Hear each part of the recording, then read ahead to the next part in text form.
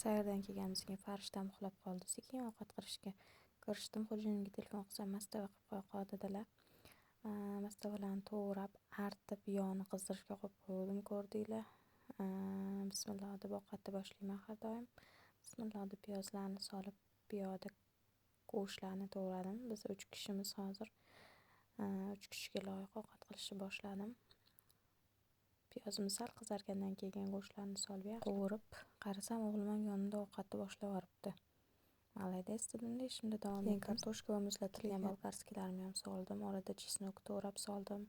Pripravalar, qizartiradiganlarni ham solib, yaxshilab hammasini qovurib, suv solib, qolgan ishlarimni davom etdim.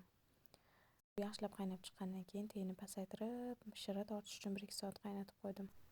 Kirlantirishga solib qo'ydim. Bolalarim uyg'ondi. Ular bilan ozgina yoq qildik. Uylarni pilisos qildim. Bu yoqda guruchini pishirishga harakat boshladim. Guruchni bitta qovurib, ozgina suv solib mandimlab qo'yaman. Bu yoqda mastavam shira tortib, shirin bo'lib qaynab turibdi. Orada cho'g'imimni yuvib yubordim. Bitta oshxonani pilisos qildim. Bolalarim bilan mana shunaqa maza qilib yeylik ichdik. Undan keyin ovqatimiz ham pishdi. Mana chiroyli quyuqqina shirin bo'lib, maza qilib farzandlarim bilan, xo'jayinim bilan yeb oldik.